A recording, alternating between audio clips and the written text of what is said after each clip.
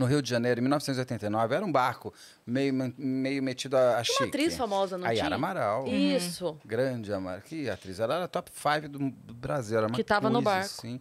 Tava super lotado. E ela tinha acabado de fazer Fera Radical com a Malu Mader, lógico, então eu sei tudo. E ela tinha feito a vilã do Fera Radical, ela tava super famosa. Ela sempre foi, mas estava...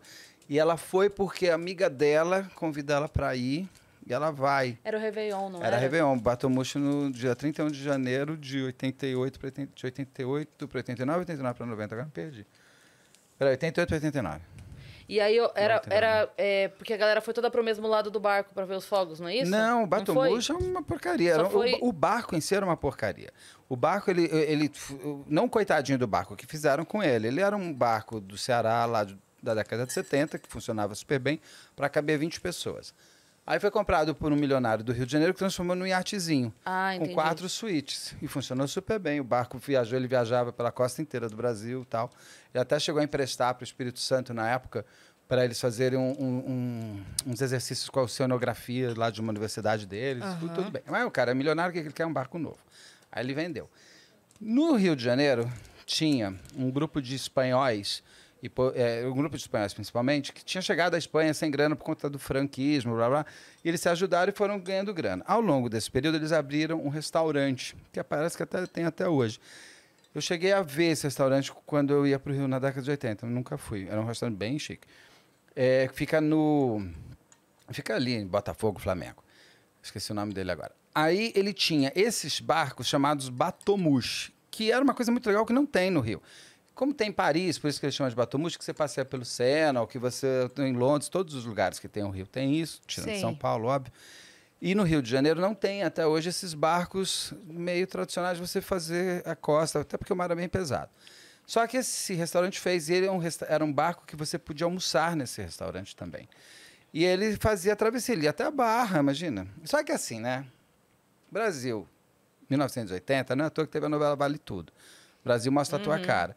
Por quê? O cara tava sem nenhum desses licenciamentos que tem que ter. Uma licença saiu meses antes. Ele já fazia uma travessia durante 3, 4 anos. Esse é o Batomuxo 4 que afunda. Ou seja, ele já teve 3. Só que eles não tinham, um já tinha sido vendido, tinha o 3 e o 4 só. Eles não tinham, nenhum dos dois, muito boa manutenção.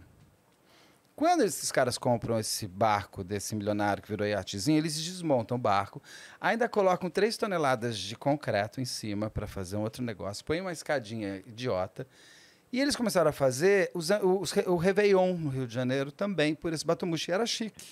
Você tinha buffet completo, você tinha música ao vivo e você tinha aqueles Jack Daniels, que era o único uísque que tinha no Brasil. E era metido a chique e tal. As pessoas queriam muito passar o ano novo lá. Ele ia até Copacabana, ele saía aqui do Flamengo, do Botafogo, e ia até Copacabana, você via os fogos e voltava. Eu lembrava que tinha alguma coisa com os fogos, era isso então. Para ver os fogos. Só que o Batomuxo nem chega, o 4, o 3 chegou. Por quê? E tem coisas muito loucas, porque o Batomuxo estava com superlotação, não é provável, assim, ele podia ter até 151 pessoas. Foi contado pela Marinha 149. Só que eles não é que fizeram fila e contaram. As pessoas transitavam e ficavam aquele acho que eu já contei, 2, e deve ter levado bola ali, porque o Batomuxo chega a ser parado no meio do caminho, ele volta para essa recontagem, chega lá, não deixam as pessoas saírem, porque não vai dar tudo certo. Devem ter molhado a mão dos caras lá da Marinha, e eu falo molhado mesmo porque teve até inquérito sobre isso e tal. E aí ele foi liberado. Quando é liberado, o Batomuxo ele já estava lá no banheiro com problema de uma válvula qualquer que já estava entrando água. Nossa. As pessoas não viram. Só que vamos lembrar, eles achavam que o salva-vidas era feio. Não combina com bar. Fica muito feio. E tem outra coisa, a gente deixava o salva-vidas exposto, sabe o que acontece? As pessoas levavam embora para casa. Então o que eles fazem? Ao invés de ter 151 salva-vidas, eles tinham 30. 30 amarrados no teto. O que você faz com o salva-vidas amarrado no momento que o barco está virando? Todos os móveis eram soltos. Ah, que bom. Num barco. E a bacana, escadinha que né? ligava um outro era aquela escadinha de metal, de cobertura pequenininha. Péssima. Péssima. Para você não comprar aquelas coisas. Assim, ó, devagar já é ruim. Na pressa... Não vai. Não vai. Então ele voltou, ele foi, daí o povo estava bebendo e tal, e ele tem um livro fantástico fantástico. O Ivan Santana, até falo, eu tenho esse caso no canal. Chama Batomushi. E é deslumbrante. O livro do Ivan Santana é fantástico. E ele vai contando... Só que o Ivan Santana, ele tem uma excelente mania. Ele conta no presente. Então, você está no presente. Você já sabe o futuro. A vontade que você tem de ir lá para as páginas na frente e falar, eu vou reescrever isso daqui. Ele fez do plano de ataque do 11 de setembro também, muito bom. Te coloca lá na cena. Não, te coloca, né? E você fica angustiado porque você sabe o que vai acontecer. E você não consegue parar o tempo. Você não consegue virar e falar, não entra nesse barco.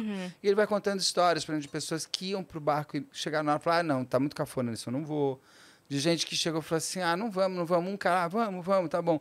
Compra o ingresso na hora e vai. Então, conseguiu, porque aquele cara que não ia, liberou, então conseguiu ir, então. E ele vai, quando ele está... Vocês já foram para o Rio pegar um barco ali? Ele é super violento. Principalmente naquele momento que você sai aqui do Botafogo e tal, porque tem um ponto lá, que eu sei lá como é que é o nome, que você passa aqui com a Urca, que você tem que ir para Copacabana. Esse ponto, em barco bom você já sente. Barquito de porcaria entrando água, 11h48, 49, as pessoas estão, se essa porra não virar, olê, olê, olá. Eu chego lá, porque eles já estavam percebendo, o barco já estava ficando torto. Por causa da água. E o barco já tinha ele já pendia um pouco naturalmente. Por causa da água foi pendendo mais. Um barco, quando começa a pender para um lado, o que faz a matemática física da vida? Joga para o outro. Então fez assim, e ele virou. Mas só foram minutos antes, foi apagando as luzes. E ali vira no meio daquele fuzuê. E começam os fogos. Não, os fogos você nem vê, você não vê dali, né? Só que o Batomushi 3 que estava lá, conseguiram avisar antes de virar, ele pega e volta. Os caras nem viram os fogos. E eu lembro desse dia, porque a gente passava no Novo no Brasil vendo os fogos de Copacabana.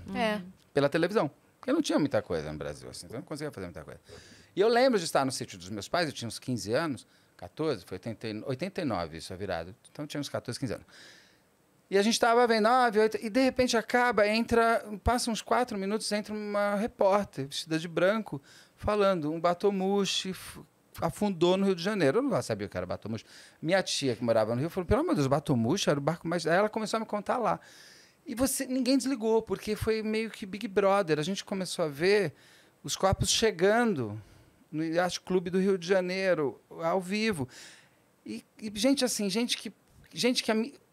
famílias de 5, 6 pessoas que só sobrou a criança de 5. Família de 5, 6 pessoas que só sobrou a mãe. Nossa, que perdeu o filho, perdeu isso, perdeu aquilo. Família, tem uma cena linda chega o pai, a mãe e o marido, e eles estão desesperados que a mulher está grávida, e eles não acham ela. Ela está vendo eles aqui atrás, ela está tão cansada porque ela nadou tanto, que ela não consegue falar, eu estou aqui. Quando eles se viram e se vê, é uma gritaria, e você está acompanhando isso online ali na hora. Então, teve momentos de extrema emoção, mas em momentos tristes. Foram mais de não sei quantos mortos, quase mais de 50. Agora eu não lembro, na hora que eu estou falando eu lembro. Mas foram mais de 50 mortos, não sei quantos feridos e tal. E aí você tem aquelas coisas horrorosas, né? Que as pessoas foram chegando e foram pro restaurante que é o dono do barco. Quando eles chegam, o dono do restaurante fala assim, gente, vocês estão muito baixo astral, que estava tendo uma festa lá, né? Ficam mais para lá, depois eu vejo isso. Imagina, é para meter... Mas eu quebrava o restaurante. Nossa uma senhora, coisa dessa. cara. Aí, gente que chegava, só queria uma coisa, ir embora. O seu carro está no estacionamento, você perdeu tudo. O cara falou, não, mas tem que me pagar, como é que você vai embora? Como é que eu sei que o carro é seu? Coisas assim, que você olha assim, além de tudo que o cara passou, a mulher passou, a criança... Conseguiu ficar vivo, ainda passa por isso. E foi ridículo, porque a própria Boate Kiss, que tem uma discussão se é um homicídio culposo, é doloso e tudo mais. No caso do Batomushi, é doloso, tem o dolo mesmo, tem vontade, porque assim, eles não sabiam que o barco estava uma porcaria, eles não cuidavam do barco, eles não pagavam as licenças, eles estavam que se dane, botando mais gente para dentro, porque o que era bom era cobrar os $200. Sabe o que aconteceu? Ninguém quase... demorou muito tempo para ser julgado. Quando foi julgado como culposo. Os donos, os espanhóis, eram 3 espanhóis e um português no final. Ou 2 espanhóis e um português. Eles foram julgados como homicídio culposo. Eles só precisavam dormir na cadeia. Saiu da cadeia, foi para o aeroporto, pegou um avião, foi embora para a Espanha, para Portugal. Não pagaram 2 dias de cadeia. Nem apareceu mais. Nada. Nossa, cara. Então você tem uma injustiça muito forte. E essa atriz estava no barco. A Yara Amaral estava. Você tinha, acho que era a dona da Revlon também, que eu acho que é amiga da Yara Amaral ou da Avon, da Revlon, no Brasil. E eu acho que ela ficou salva. Você tinha várias pessoas, você tem famílias inteiras, você tem histórias muito interessantes. É que como a Yara Amaral, além de tudo, estava dentro desse barco, a coisa pegou ainda mais fogo, porque você tinha, nós aqui normais, uma referência de uma grande estrela morta. Porque aquilo é um crime.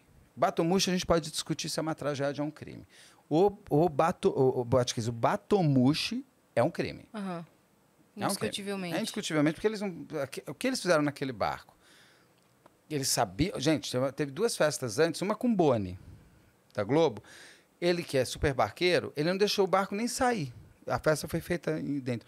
Porque ele falou, esse barco tá com porcaria aqui. Aí um outro francês que tinha ido 3 semanas antes, tinha fechado o Batomushi, que também era um cara super de barco, ele saiu e falou, volta, eu não quero meus amigos aqui, não. Ele falou, esse barco tá com muito problema. Vocês não podem botar ninguém aqui dentro. Eles foram avisados, eles sabiam disso. Molharam a mão, com certeza, de gente ali que podia ter evitado. Então, aquilo é um crime, mas foi tratado como uma tragédia.